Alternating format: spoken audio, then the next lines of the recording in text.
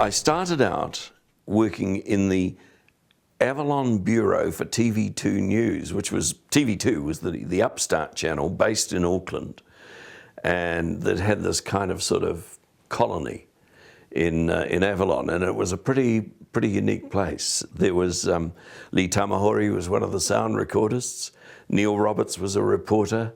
It was a great place to begin in television, and I was there for about 6 months, and they shifted me to Auckland to work in current affairs.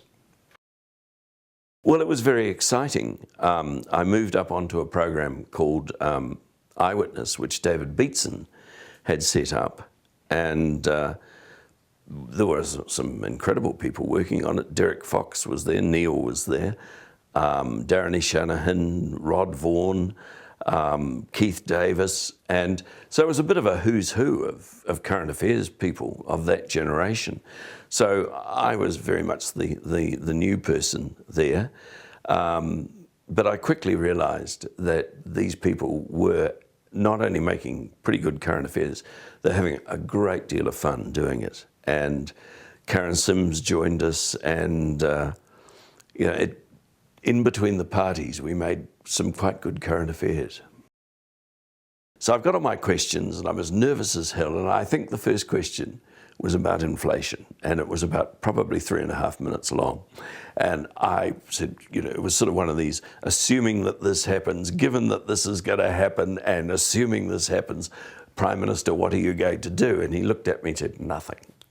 And the next question, so if you, well, do nothing, then housing, blah, blah, blah. And we went through the interview like this, and I had 12 questions.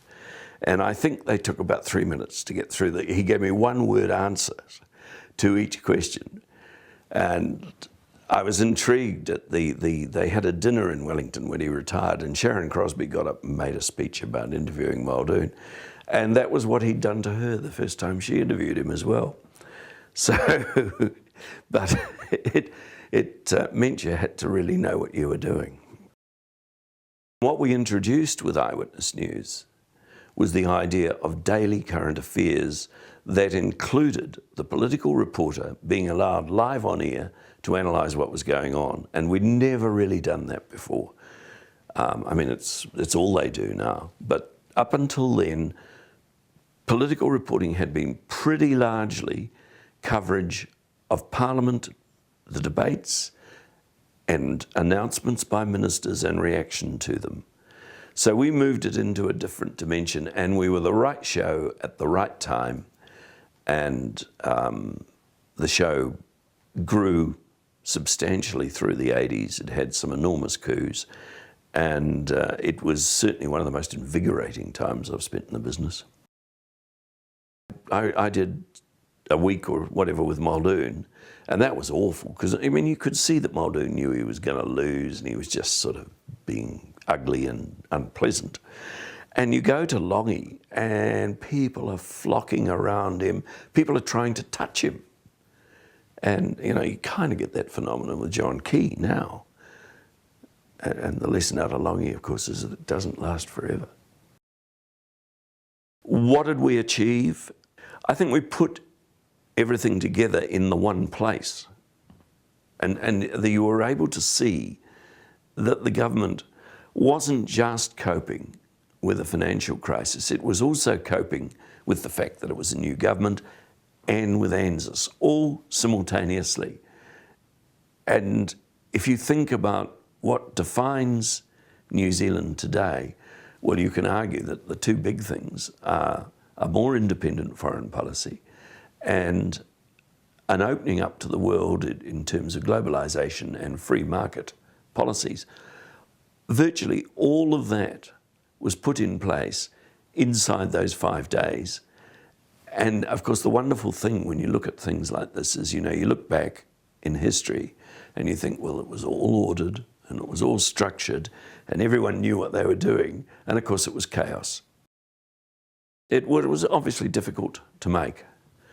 Access was difficult, and there's one whole suburb that should have been covered that's not covered, which is Mangere, and they just wouldn't have a bar of it.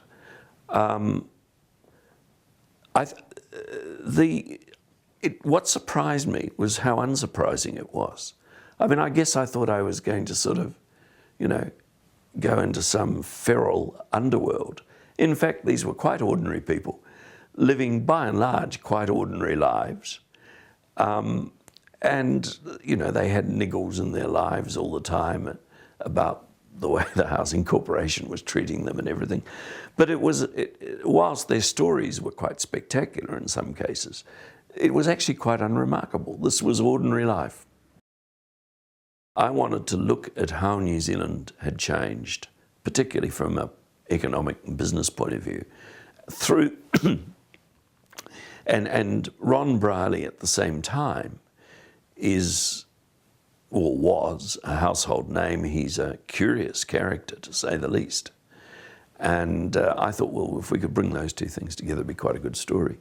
Brierley himself was a challenge. He said he was cooperating, but his cooperation didn't extend much beyond sitting for very long interviews and occasionally getting drunk. Apart from that, I mean, I couldn't even get him to agree to let me film him getting in and out of his car. He was difficult in the extreme. But beyond that, I had a very, very good researcher working on that program called Kim Peacock, who unearthed all sorts of people all over the country, and indeed all over the world, who had had dealings with Brierley, and they were fascinating. What it achieved is what you've seen over this latest election campaign. It legitimised serious political discussion on weekend mornings, because like The Nation, we started out on Saturday and ended up on Sunday. I think it kept a flame burning when the Television New Zealand was going through quite a lot of change. And what you've seen with it and The Nation is a, as I say, a legitimising of minority political programming on weekend mornings. And that makes us exactly the same as virtually every other English-speaking country in the world. We were working with TV3, which was a blessing and a curse. TV3 have got where they've got when it comes to political journalism by being larrikins. And we were trying to be insiders. So there was quite a tension over that. And I don't think that Mark Jennings would disagree with me at all on that. But at the same time, there's a huge culture of reportage and journalism inside 3, much more so than TV1, in my view. And so we kind of felt at home. They were very supportive. They were good to work with. They've got good facilities, believe it or not. And in some ways, it was disappointing that we had to end it, but in many other ways it wasn't. And I think that Rachel was going to go. I think Claire Sylvester, who was producing with me, was beginning to feel that we'd exhausted the genre.